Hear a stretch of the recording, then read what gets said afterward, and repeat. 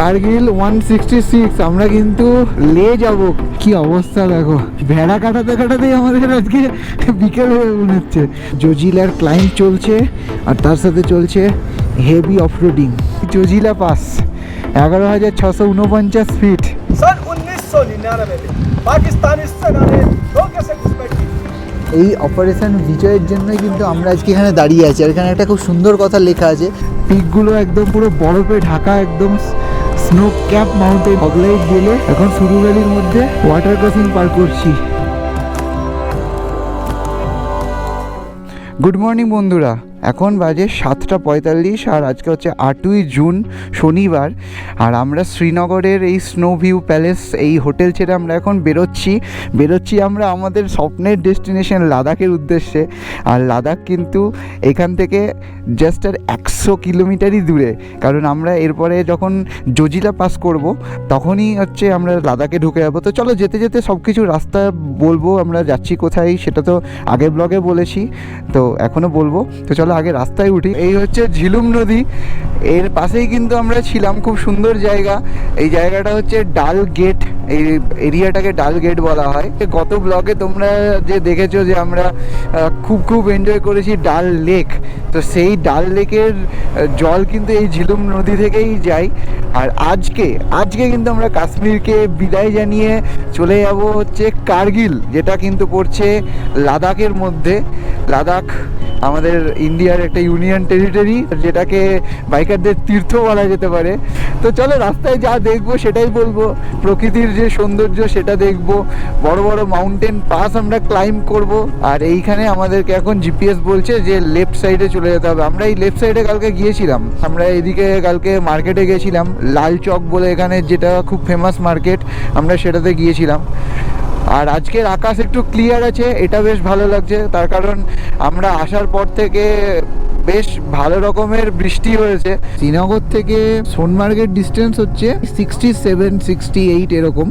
আর আমরা যেখানে যাব আজকে, যেখানে মানে থাকবো কার্গিল, তার ডিস্টেন্স কিন্তু 210 কিলোমিটার। দেখো এখানটা জ্যাম লেগে গেছে, আর্মিতে চেকিং করছে আর্মিরা, তো সেই জন্য জ্যাম লেগে গেছে।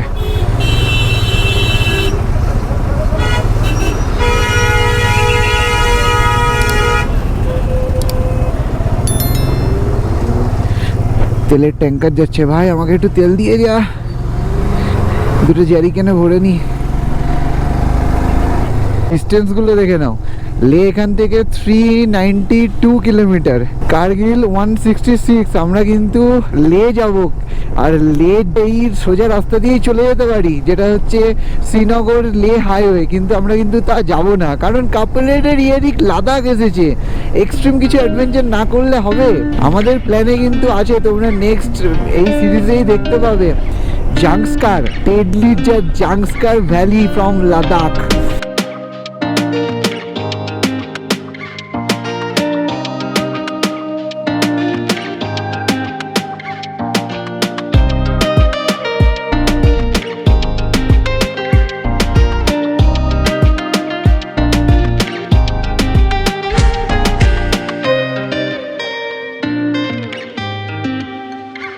কেমন লাগলো ড্রোন শটগুলো এই ভ্যালির বলো।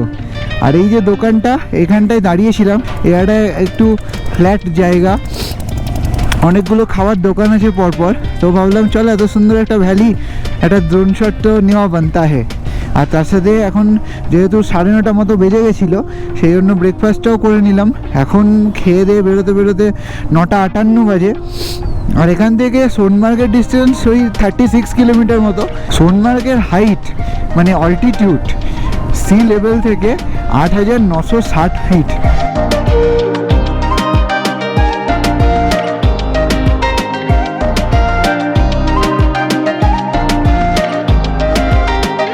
দ্রাস 85 কিলোমিটার।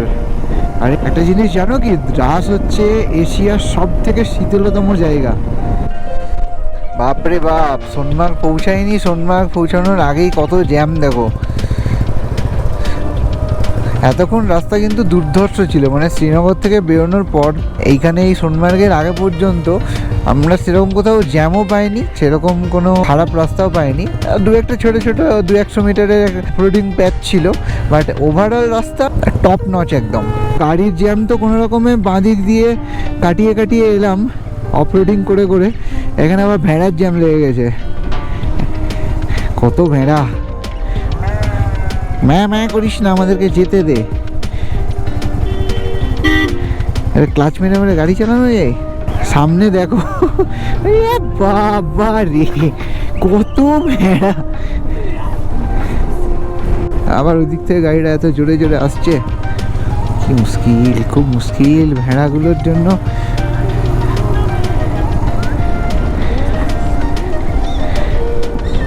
ফাইনালি গাড়ি ভেড়া দুজনকে পার করেছি।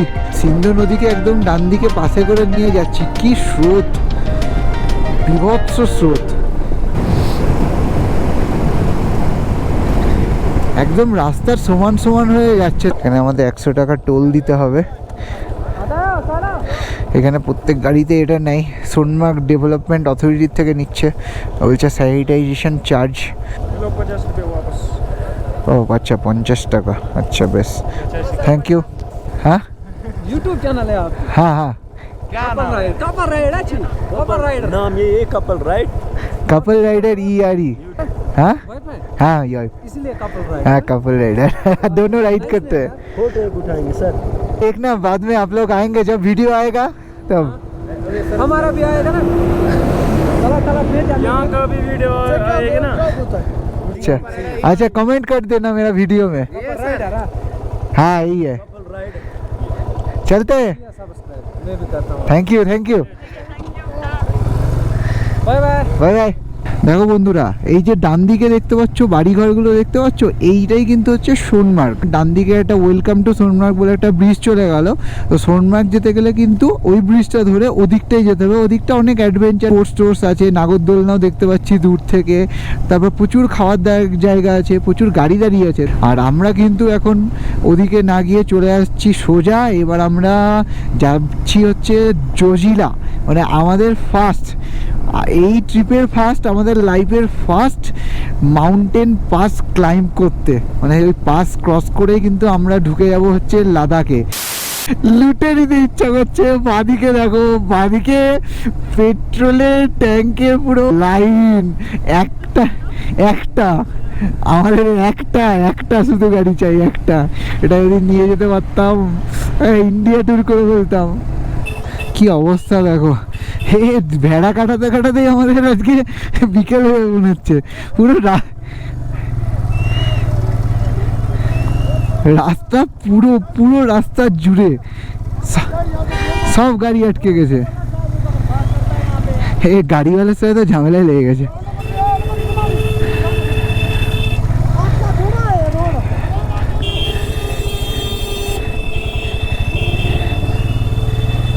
ওই ভেড়া, আমরা বাইক বলে তো অল্প রাস্তা দিয়ে বেরিয়ে যাচ্ছি, গাড়িগুলোর অবস্থা আরও খারাপ। বালটাল, এই বালটালে একটা আর্মির বেস আছে, তো সেটা হচ্ছে এখান থেকে রাইটে, যেটা 5 কিলোমিটার। আমরা যাবো সোজা জজিলার পাশের দিকে আমরা এগোচ্ছি। তো জজিলার ক্লাইম্ব চলছে, আর তার সাথে চলছে হেভি অফরোডিং, দেখতে পাচ্ছ। হ্যাঁ, মানে ক্যামেরাটা অন করার মতো খুব একটা সিচুয়েশান পাচ্ছি না। পুরো লোড আছে গাড়ি, বহুত টাফ।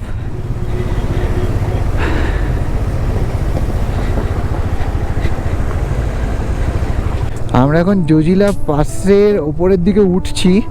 আর এখানে রাস্তা দেখতেই পাচ্ছ, রাস্তা হচ্ছে এই ছোট ছোট সিমেন্টের ব্লক হয় না, ওই রকম ব্লক দিয়ে তৈরি। এখানে কিন্তু পিচের রাস্তা না, পিচের রাস্তা এই জলের মধ্যে টিকবে না বলে হয়তো এইরকম করেছে। বিউটিটা অসাধারণ। বাঁদিকে দেখো পুরো খাড়া উঠে গেছে, আর ডান দিকে পুরো খাড়া নেমে গেছে। আমাদের ফার্স্ট ওয়াটার ক্রসিং লাদাখ রাইডের। ইয়ো, ছোট্ট ওয়াটার ক্রসিং, কিন্তু এটা নিয়েও এক্সাইটেড। যে কোনো প্রথম জিনিসই না, প্রথমটা খুব এক্সাইটিং হয়, কি বলো বন্ধুরা, তাই তো? তো এরপরে তো আশা করছি আরও অনেক অনেক ওয়াটার ক্রসিং পাবো। আর আমরা চলতে চলতে কিন্তু অনেক জল খাচ্ছি, ব্লাডার থেকে জল খাচ্ছি, কারণ আমরা 11,800 মানে অনেকটা হাইট। তো যাতে শারীরিক কোনো সমস্যা না হয় সেই জন্য হাই অল্টিটিউডে যাওয়ার সময় কিন্তু সবসময় প্রচুর পরিমাণে জল খাওয়া উচিত। তাতে বারবার যদি ইউরিনেট করতে হয় তাও ঠিক আছে, কিন্তু জল খেতে হবে। দেখো বন্ধুরা, বরফের পুরো দেওয়াল, এই জজিরা পাসের মধ্যে দিয়ে ক্রস করছি। আমি প্রথমে বুঝতেই পারিনি এটা হাম ক্যা করে, জল ছিটেছে ওয়াটার ক্রসিং এর মধ্যে। আমাকে বলছে জল কিউ ছিটা, মানে আমি হচ্ছে ইচ্ছা করে জল ছিটাচ্ছি। ও ভাই, খাড়া এরকম বরফের দেওয়াল আমি কোনোদিনও দেখিনি। অনেক বরফ দেখেছি, এই বাপরে, এটা তো নাই নাই করে বোধহয় 20 ফুট হবে না, নাই নাই করে 20 ফিট হবে উঁচু। এইটাই তো সারা বছর খোলা থাকে না, শীতকালটা পুরো ডিসকানেক্টেড হয়ে যায় Ladakh. Thanks for visit, you are at Zojila, altitude 11,649 feet, border road organisation, BRO। Thank you BRO, এত সুন্দর একটা রাস্তা বানানোর জন্য। জানি না, অনেকে বলে যে জজিরা খুব ডেঞ্জারাস, মানে আমার কিন্তু সেরকম কঠিন মনে হয়নি। এই দেখো, এই হচ্ছে সেই জজিলা পাস, 11,649 ফিট।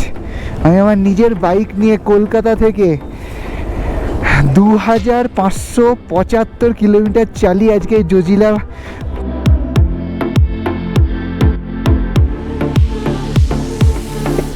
कारगिल जाऊंगा।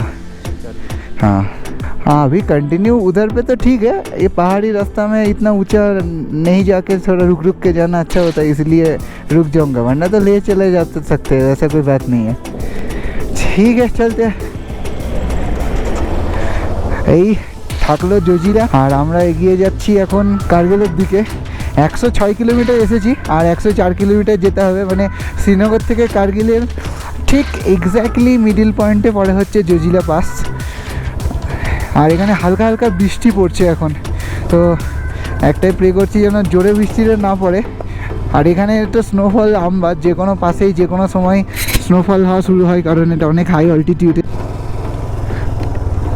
জজিলা পাসের পরে মিলিটারি একটা ছোট্ট ক্যাম্প আছে, যেখানে গুমড়ি ক্যাফে বলে একটা ক্যাফেও আছে, অপোজিটের জজিলা ওয়ার মেমোরিয়াল আছে। তো এইখানে ওয়াশরুম আছে, ইউজ করলে করা যাবে ফ্রি, এবং ওয়েন্দিলা ইউজ করলেও পরিষ্কারও ছিল। জজিলা পাস ক্রস করার মাত্রই কিন্তু আমরা ঢুকে গেলাম লাদাখে। আমরা কিন্তু আর কাশ্মীরের মধ্যে নেই, আমরা কিন্তু লাদাখে ঢুকে গেছি। সেই স্বপ্নের লাদাখ, যে লাদাখ আসবো বলে মাসের পর মাস প্ল্যান করে গেছি, কত কত প্ল্যান করেছি, কিভাবে যাব, কোথায় কোথায় যাব, কোথায় থাকবো, কোথায় পেট্রোল পাওয়া যাবে। তোমরা তো দেখেইছো প্রথম থেকে। এই ট্রিপে কিন্তু জ্যারিকেন নিয়ে এসেছি, তার কারণ লাদাখে কিন্তু অনেক অনেক জায়গা আছে যেখানে পেট্রোলের অ্যাভেলেবিলিটি নেই, পেট্রোল পাম্পও ঠিক মতো নেই। তো সেই আপডেটগুলো আমরা দিতে থাকবো যেমন যেমন যাব। দেখো এখানে নদীটা গেছে, নদীর সাইডটা পুরো জমে আছে, পুরো বরফ হয়ে জমে আছে। এখন জুন মাসের আজকে 8 তারিখ, এখন এত জমে আছে। আমি তো এই ভাবছি শীতকালে কি হয়। এইগুলো কিন্তু বিয়ারও পুরো বরফ কেটে রাস্তাটাকে চালু রাখে সব সময়, মানে সারা বছর তো চালু থাকে না, শীতকালটা বন্ধ থাকে। এই ভ্যালির মধ্যে দিয়ে যে রাস্তা, তার মধ্যে দিয়ে বাইক চালিয়ে যাব, এই জন্যই কিন্তু এত এত হাজার কিলোমিটারের রাইড। কি দারুণ লাগছে।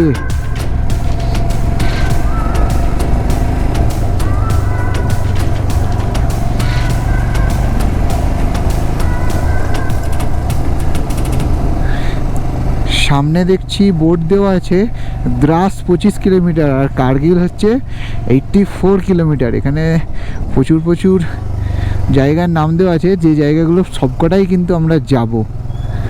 আর এখানে কিছু একটা চেকপোস্ট টাইপের আছে মনে হচ্ছে। দ্রাস থেকে 25 কিলোমিটার আগে এই জায়গাটাতে এখানে একটা চেকপোস্ট আছে, একটা আর্মির চেকপোস্ট। ওখানে আমাদের একটা এন্ট্রি করাতে হলো। এন্ট্রিতে কিছুই না, জাস্ট নাম লিখে নিল, বাইকের নাম্বারটা নিল, আর কজন যাচ্ছি সেটা ওরা নোট করে নিল একটা খাতার মধ্যে, বাস তারপর ছেড়ে দিল। এতদিন ধরে ব্লগ করছি, অনেক অনেক জায়গা ঘুরেছি, অনেক অনেক জায়গা তোমাদের ঘুরে দেখিয়েছি। মোটামুটি যা দেখি সেটাই তোমাদেরকে ডেসক্রাইব করে ক্যামেরার মাধ্যমে বলার চেষ্টা করি। কিন্তু এই লাদাখে এসে মানে কি বলবো সেটাই বুঝতে পারছি না। আমি অনেকদিনকে বলছিলাম কি বলা যায় বলো তো, সত্যি বলছি মানে এত অদ্ভুত ভূপ্রকৃতি, এত ডিফারেন্ট ল্যান্ডস্কেপ, মানে চোখ দিয়ে দেখে আমি সেটাকে কিভাবে ডিসক্রাইব করব সেটা আর বুঝতে পারছি না। লাদাখে বেসিক্যালি কিছু কিছু ওই সাইট সিইংয়ের স্পট বাদে বাকি সবটাই হচ্ছে রাস্তা। এই যে রাস্তা, এই যে ডিফারেন্ট যে ল্যান্ডস্কেপ, এই এনজয় করতে করতে একটা জায়গায় যাওয়া, এটাই কিন্তু লাদাখ ঘোরা। তো যারা ওই সাইট সিইং প্রিয় মানুষ তাদের জন্য লাদাখ নয়, তবে যারা নেচার প্রিয় মানুষ, যারা ল্যান্ডস্কেপ ভালোবাসো, যারা রাস্তাকে ফিল করতে পারো, তারা কিন্তু বস লাদাখ তোমাদেরই জন্য। লাইফে একবার কিন্তু এখানে আসতেই হবে। আচ্ছা, অনেকক্ষণ ধরে জানতে ইচ্ছা করছে এটা কি নদী, দেখি একে জিজ্ঞেস করে বলতে হবে নাকি। ये कौन सा नदी है? नदी कौन सा है ये द्रास वाला नदी। द्रास रिवर? द्रास करगिल का नदी। अच्छा अच्छा अच्छा, द्रास नदी है। सर बैग भूख लग गया। अच्छा अच्छा, नहीं ठीक है।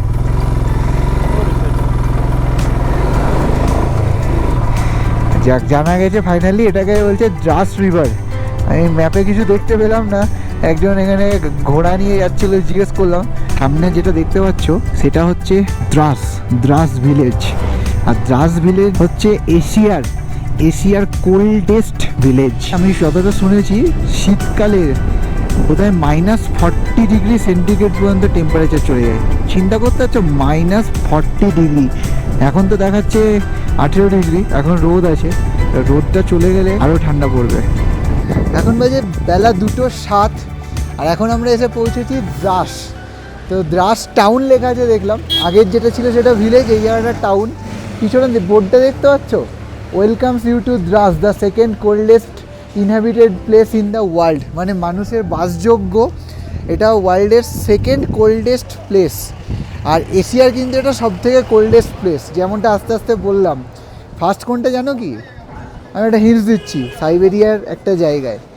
আর এইখানটাতে আমরা আমাদের যে নতুন কাপল রাইডার ইয়ারির স্টিকার, এই যে কাপল রাইডার ইয়ারির স্টিকার, যারা প্রথম দিকের ব্লগগুলো দেখেছো একটা ব্ল্যাক কালারের একটা স্টিকার ছিল, এটা কিন্তু আরেকটা sticker, new design, brand new. এই কোল্ডেস্ট প্লেসে চলো একটা আমাদের ছাপ রেখে যায়।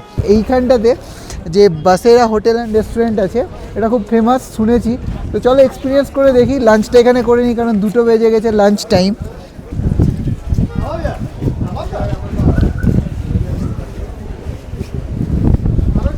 এখানে অনেক বাইকারদের স্টিকার দেখা যাচ্ছে, RCBর স্টিকার আছে, তার পাশে কাপল রাইডার ইয়ারি।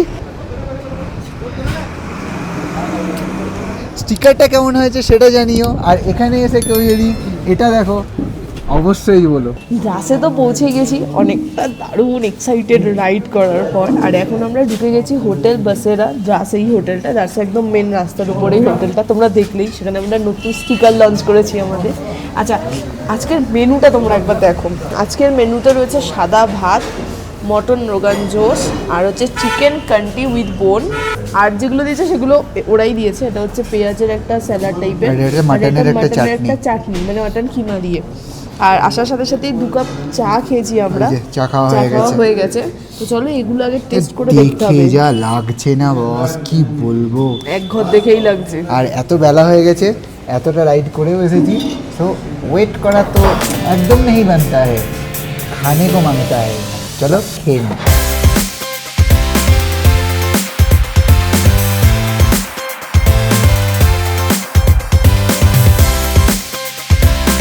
জম্পেস একটা লাঞ্চ হয়েছে এই হোটেল বাসেরা, মানে বাসেরা রেস্টুরেন্ট, যেটা দ্রাসে। তোমরা যখন লাদাখ যাবে, এই শ্রীনগর থেকে যদি যাও, তাহলে কিন্তু এটা আমার রেকমেন্ডেশনে থাকলো। মানে আমার রিসার্চ তো বিফলে যায়নি, একদম মানে 1 নম্বর খাওয়া দাওয়া ছিল।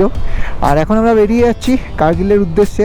তবে কার্গিল যাওয়ার আগে আমরা আরেকটা সুন্দর জায়গা দেখে নেব। এটা হচ্ছে এখান থেকে জাস্ট 6.5 কিলোমিটারই দূরে। এটা হচ্ছে কার্গিল ওয়ার মেমোরিয়াল। নাম কার্গিল ওয়ার মেমোরিয়াল হলেও ওটা কিন্তু পরে অ্যাকচুয়ালি দ্রাসের মধ্যে। তো আমরা এখন সেটাই দেখব। আর এখান থেকে যেতে 5-10 মিনিটই লাগবে, মানে 5 মিনিট না, মানে 10 মিনিট লাগবে 6.5 কিলোমিটার যেতে। এই যে ফ্ল্যাগ উঠছে, আমাদের ইন্ডিয়ান ফ্ল্যাগ।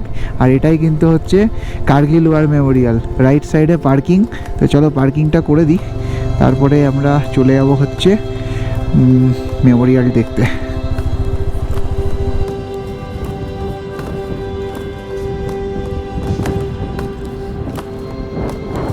এই হচ্ছে কার্গিল ওয়ার মেমোরিয়াল, যেটা কিনা দ্রাস টাউন থেকে 6.5 কিলোমিটার লের দিকে যেতে পড়ে। এটা আমাদের দেশের যে শহীদ জওয়ান, যে জওয়ানরা আমাদের প্রোটেকশনের জন্য বর্ডারে প্রাণ দিয়েছে, তাদের স্মৃতিতে বানানো। তো চলো ভেতরে ঢুকে দেখি।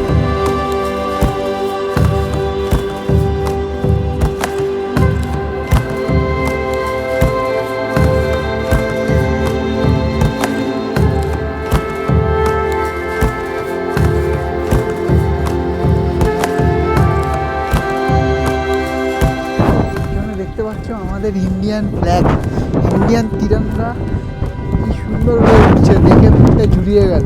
আর এই দিকটা দেখো, এই দিকটাতে এই যে রাখা আছে, এটা 155 mm এর বোফোর্স কামান। এই বোফোর্স কামানের জন্যই কিন্তু 1999-এর যে কার্গিল ওয়ার, আমরা যে কার্গিলে যেতে চলেছি, সেই যে যুদ্ধ হয়েছিল, সেখানে কিন্তু ইন্ডিয়া অনেক অ্যাডভান্টেজ পেয়েছিল। তো আরেকটা ছোট্ট কামান দেখা যাচ্ছে, সেটা হচ্ছে ব্যাক হয়েটজার এটার নাম। তো ডিটেল তো কিছু জানি না, এইসব ফার্স্ট টাইম দেখছি, দেখে ভালো লাগছে, মানে দারুণ লাগছে, একটা পেট্রিয়টিজম, একটা ফিলিংস।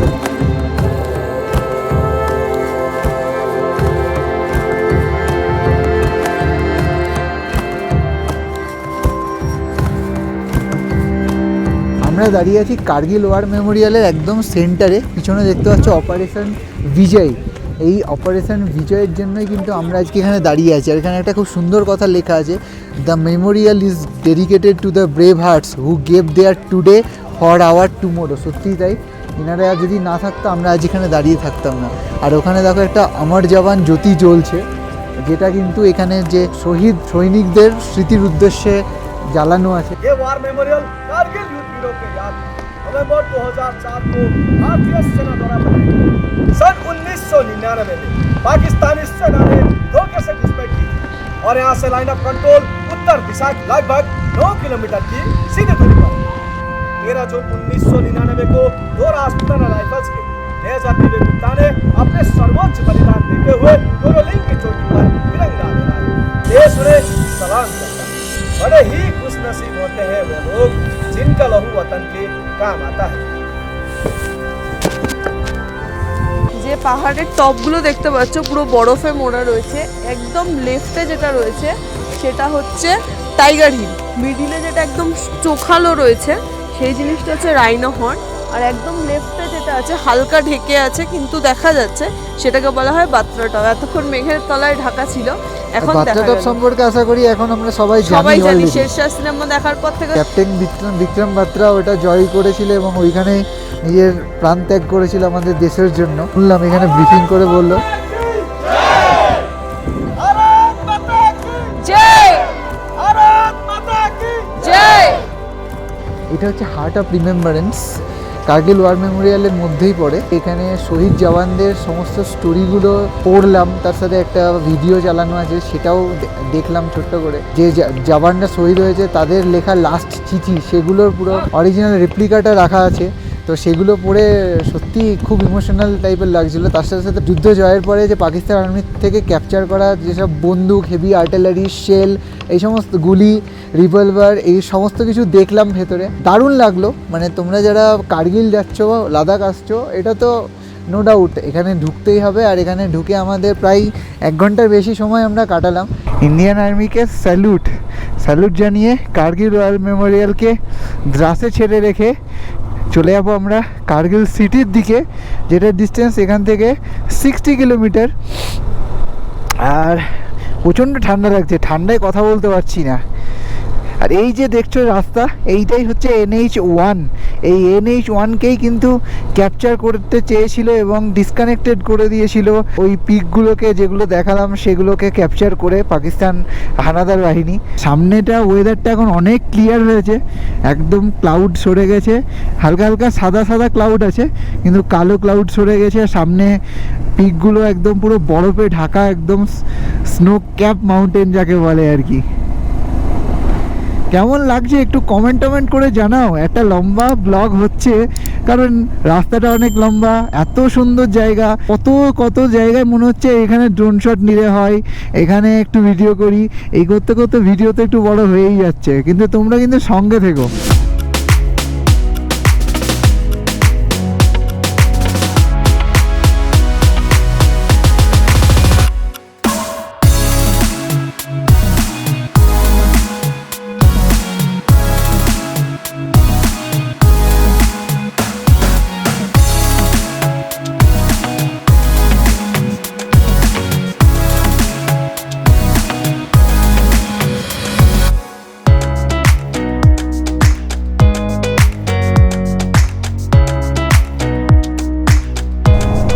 দেখো দরিয়ায়ে দ্রাস মানে হচ্ছে দ্রাস রিভার, এটা কিন্তু জাস্ট আমাদের একদম রাস্তার ঠিক পাশ দিয়ে, মানে একই লেভেলে চলছি।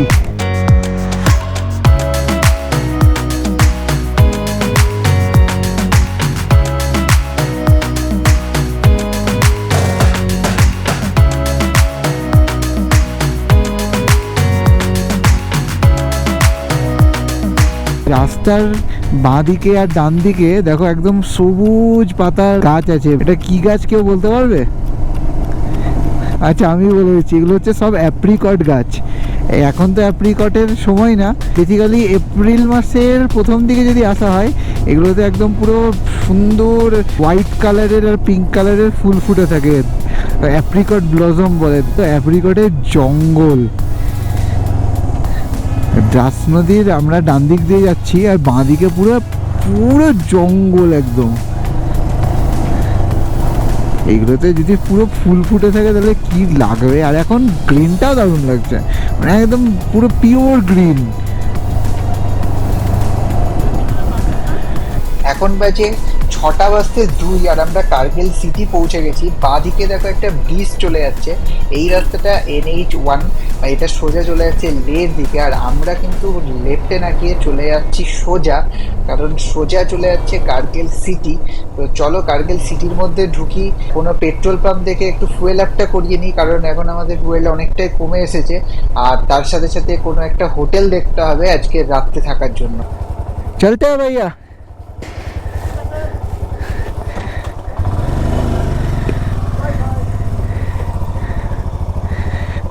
আমরা বেরিয়ে যাচ্ছি এখন কার্গিল থেকে। তো প্ল্যান চেঞ্জ হলো, প্ল্যানে একটা ছোট্ট চেঞ্জ হলো, যে আমরা ভেবেছিলাম ফার্স্টে যে কার্গিলে থাকবো, মানে সেরকমই সব কিছু ভেবেচিন্তে এসেছিলাম, এখানে কোনো একটা হোমস্টে নিয়ে কিংবা হোটেলে থেকে যাবো, তারপরে কালকে বেরোবো জাংস্কার ভ্যালির জন্য। কিন্তু এখন বাজে হচ্ছে 6:30, আমরা এই পেট্রোল পাম্পে দাঁড়িয়েছিলাম ফুয়েল আপ করানোর জন্য, তার সাথে একটু রিফ্রেশ হওয়ার জন্য। 6টার সময় দাঁড়িয়েছিলাম, আধা ঘন্টা কেটে গেল। তারপর আমরা ঠিক করলাম একটু আলোচনা করে যে আরেকটু এগিয়ে গেলে কীরকম হয়, কারণ এখানে তো সন্ধ্যা 8টা পর্যন্ত আলো থাকে, এখন বাজে সবে 6:30। তাই ঠিক করলাম যে আরেকটু রাস্তা এগিয়ে থাকাই যেতে পারে, কারণ না হলে নেক্সট ডেতে আমাদের অনেক বেশি লম্বা স্ট্রেচ কভার করতে হবে। আজকে যখন সময় আছে, আমরা যখন ফ্রেশ আছি, দিনের আলো আছে, চলো একটু এগিয়ে যাই। তাই কার্গিল থেকে 60 কিলোমিটার পরে জাংস্কার ভ্যালির দিকে, পরে হচ্ছে পানিখার বলে একটা ভিলেজ। তো আমরা এখন পানিখারের জন্য বেরোলাম। পানিখার যেতে আমাদের 1.5 ঘন্টা মতো সময় লাগবে, গুগলে যা দেখাচ্ছে অফলাইন ম্যাপে। সুরু ভ্যালি ডিভিশন, হাহা, সুরু নদীর পাশে সুরু ভ্যালি, খুব সুন্দর জায়গা, খুব সুন্দর জায়গা। এখানে শুরু হয়ে গেছে একটা অফরোডিং প্যাচ। এই রাস্তাটা হচ্ছে NH301, 301। আর এতক্ষণ আমরা যেটা আসছিলাম কার্গিলের ওই যেখানে ব্রিজ থেকে ভাগ হয়ে গেল, সেটা ছিল NH1, ওটা সোজা চলে যাচ্ছে লে। আর এই জায়গাটাতে রাস্তার যেহেতু কাজ চলছে, সেই জন্য পুরো রাস্তাটাই ভাঙাচোরা। অফরোডিং শেষ করে এবার আমরা পেয়েছি ভালো রাস্তা, আর সামনের ভ্যালি, যেদিকে তাকাচ্ছি ভ্যালি। কি করে এইগুলো তৈরি হয়েছে বিশ্বাস করতে পারছি না। সামনে বরফের পাহাড়, ডান দিকে ওপর থেকে নেমে আসছে ভ্যালিটা, আর বাঁ দিকে নেমে গেছে ভ্যালিটা। প্রচণ্ড হাওয়া আছে, মানে গাড়ি রীতিমতো কাঁপাচ্ছে।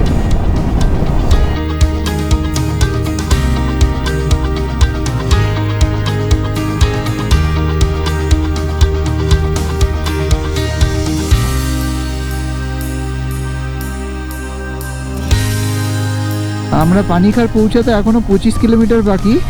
আর এই একটা ভিলেজের মধ্যে দিয়ে যাচ্ছি, এই গ্রামটার নাম হচ্ছে সাংকো ভিলেজ।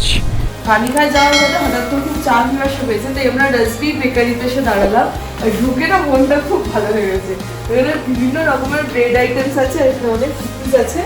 দেখি আমরা একটু চা নেবো, তার সাথে হয়তো নোংরা কিছু বেকারি আইটেমস আমরা খাবো। জিভে জল আসছে দেখে, এত এত বেকারি আইটেম দেখে। এখানে নোনতা মিষ্টি, দারুণ দারুণ জিনিস আছে, দারুণ দারুণ কিছু খাবার দাবার আছে। তো দেখি আগে খাই, যদি ভালো লাগে একটু হয়তো ক্যারিও করবো, কারণ ড্রাই খাবার অনেকটা শেষ হয়ে গেছে আমাদের। চলে এসছে গরম গরম চা আর 3 ধরনের 3টা আইটেম। এটা মিষ্টি, এটাও নোনতা, এটাও নোনতা। খেয়ে দেখি আমি চাটা খাই। চাটা তো খুব ভালো খেতে।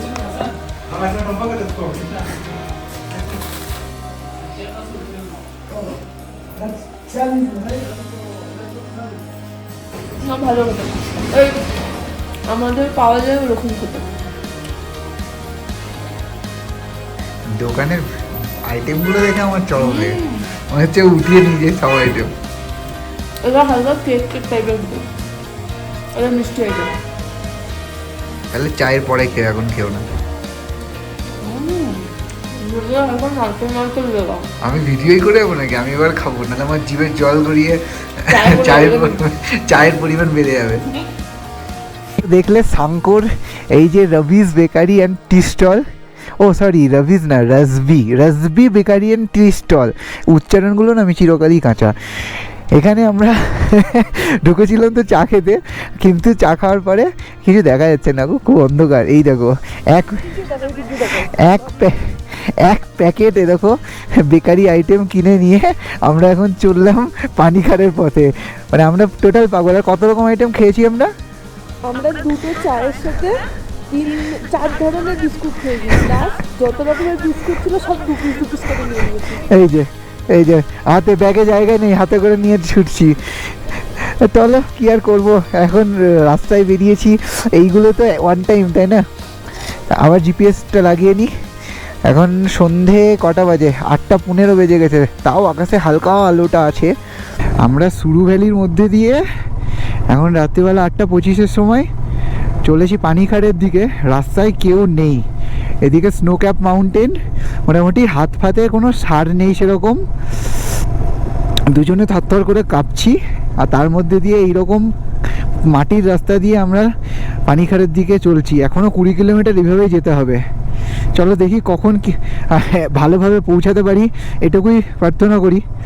আসলে মাঝে ওই বেকারিতে দাঁড়িয়ে অনেকটা দেরি হয়ে গেল, ওখানে একটু চায়ের ব্রেক নিতে গিয়ে অ্যাকচুয়ালি আমরা পিছিয়ে গেলাম, নাহলে হয়তো এতক্ষণে পৌঁছেই যেতাম। তবে চাটা খুব দরকার ছিল, কারণ এত ঠান্ডা তো, চা না খেলে সেই এনার্জিটা আর পাচ্ছিলাম না। দেখো এবার কী লেভেলের রাস্তা, তার মধ্যে আবার ওয়াটার ক্রসিং, রাতের বেলা লাইট জেলে, ফগ লাইট জেলে এখন সুরু ভ্যালির মধ্যে ওয়াটার ক্রসিং পার করছি। কোথা দিয়ে পার করি? সোজা। হাই রে, হ্যাঁ ভিডিওতে কিছু আসছে না, কালো কালো আসছে বুঝলে। দেখি সোজা চলে যাই, দেখি আবার পানিখারে পৌঁছেই আবার কথা বলবো। 9:36 বাজে, সকালে বেরিয়েছিলাম 7:45-এ। এখন আমরা এসে পৌঁছেছি পানিখার ভিলেজের হোটেল খয়ুল।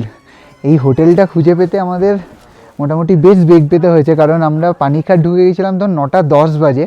তো 20 মিনিট ধরে মোটামুটি চক্কর কাটলাম, কারণ এখানে একটা ব্রিজ হচ্ছে যেটা দিয়ে এই জায়গাটা ডিরেক্ট আসা যায়। তো ঘুরে ঘুরে জিজ্ঞেস করে করে রাত্রিবেলা অন্ধকারের মধ্যে এই পাহাড়ি রাস্তায় আসতে হলো। এখনও লাগেজও নামাইনি। রুমটা খুবই সুন্দর, রুমটা লাগেজটা নিয়ে যাই, রুমটা তোমাদেরকে দেখাচ্ছি। ভেতরে অনেকগুলো রুম দেখালো, একটু অফবিট প্লেস বলে একটু কস্টলি, বাট একটু নেগোশিয়েট করে মোটামুটি আমাদের হয়ে গেছে। আমরা 1500 টাকায় আজকের রাতটা এই রুমটাতেই কাটাবো। চলো তোমাদের ঘরটা দেখাচ্ছি। বাইরে বীভৎস ঠান্ডা, এখানে মানে মোবাইল নেটওয়ার্ক ঠিকমতো কাজ করছে না, দেখাচ্ছে তো 2 ডিগ্রি, লোয়েস্ট -2 ডিগ্রি। এগুলো বেসিক্যালি এটা হোমস্টে না, মানে হোটেল, যেহেতু ফুডিং লজিং আলাদা আলাদা করে পাওয়া যায়, এবার একসাথেও প্যাকেজ পাওয়া যায়। এই হচ্ছে ভেতরটা, এখানে অনেকগুলো রুম আছে, তো ওইগুলো আর যাচ্ছি না কারণ বেশি এনার্জি বেঁচে নেই, প্রচণ্ড ঠান্ডায় সব এনার্জি চুষে নিয়েছে। এই হচ্ছে আমাদের রুমটা একদম ছোট্ট কোজি কোজি একটা রুম, নিচে কার্পেট পাতা, আর এখানটা একটা সুন্দর একটা ব্ল্যাঙ্কেট, একটা স্ট্যান্ডার্ড সাইজের বেড, 2টো বালিশ, এই দিকটা ওয়ার্ড্রপ আছে। আর বাইকারদের ঘর যেরকম হয়, লাগেজ আর রাইডিং গিয়ার্সে ভর্তি। সো আজকের মতো তোমাদেরকে টাটা বলার সময় এসে গেছে, কারণ আজকে সকালে বেরিয়ে কার্গিলে থাকার কথা ছিল, কার্গিল না থেকে আমরা প্রায় জাংস্কারের মধ্যে ঢুকে গেছি, আমরা পানিখারে চলে এসেছি। কালকে কিন্তু আবার একটা লং রাইডের পালা আছে, কালকে আমরা বীভৎস একটা টাফ রাইড করতে চলেছি জাংস্কার ভ্যালি, যেটা কিনা খুব একটা টাফ টেরেন, সেটা আমরা কভার করব। তার জন্য আমাদেরকে তাড়াতাড়ি এখন খেয়ে নিতে হবে, আর খেয়ে নিয়ে ভালো করে একটা লম্বা ঘুম দিতে হবে। তারপর শরীরটা একটু ঠিকঠাক হয়ে গেলে কাল সকালবেলা আবার একটু বাইকের চেনটা লুজ করে বেরিয়ে পড়তে হবে আমাদের নেক্সট ডেস্টিনেশনের জন্য। আর সেই জন্য কিন্তু তোমাদের আমাদের সঙ্গে থাকতে হবে। পুরো ভিডিওটা তোমরা যদি দেখে ভালো লাগে তাহলে প্লিজ একটা কমেন্ট করো, অবশ্যই একটা লাইক করো। আর ফার্স্ট টাইম যদি ভিডিওটা দেখছো, আগের ভিডিওগুলো দেখার জন্য প্লেলিস্টটা চেক করো, আর সাবস্ক্রাইব না করা থাকলে অবশ্যই সাবস্ক্রাইব করো। তাহলে চলো আজকের মতো টাটা ফ্রম পানিখার, দেখা হবে নেক্সট ব্লগে।